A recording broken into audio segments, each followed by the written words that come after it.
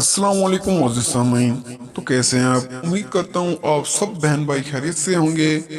चेहरे की रंगत निखारने के लिए आपके लिए आजमूदा और मुफीद टोटके लेकर आए हैं जो घरेलू इस्तेमाल में है। आपका बिना टाइम वेस्ट किए मैं आपको घरेलू टोटके बताता हूँ जिसको इस्तेमाल करके आप इंशाल्लाह फायदा हासिल कर सकेंगे। नंबर एक पर है कि अंडे की सफेदी और नींबू का रस मिलाकर चेहरे पर लगाएं। चेहरे को चार चांद लग जाएंगे।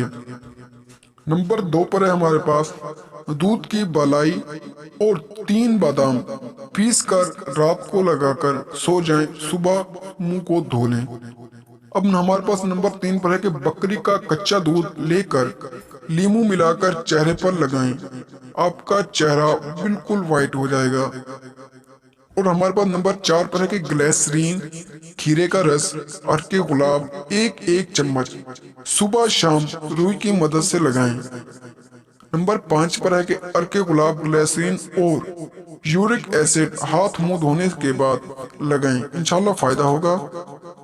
नंबर 6 पर है कि टमाटर का रस अगर जिल्द खुश्क हो तो थोड़ा सा शहद और अगर जिल्द चिकनी हो तो इसकी चंद बूंदें लीमू का रस मिलाकर चेहरे पर लगाएं और थोड़ी देर बाद मुंह को धो लें। इंशाल्लाह फायदा होगा। और नंबर 7 पर है कि लीमू शहद बेसन और दूध आटे की भूसी में मिलाकर लगाएं। इंशाल्लाह फायदा होगा आपको।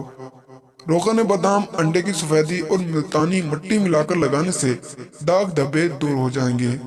नंबर 9 पर है कि हमारे पास मसूर की दाल गाय के दूध में मिलाकर लगाने से दाग धब्बे दूर हो जाते हैं।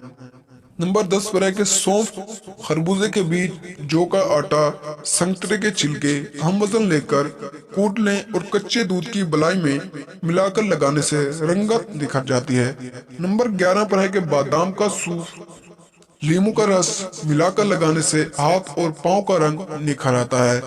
नंबर 12 पर है कि आटे की भूसी में लस्सी मिलाकर लगाएं। नंबर 13 है कि सर्दियों में ओसे शबनम चेहरे पर लगाएं।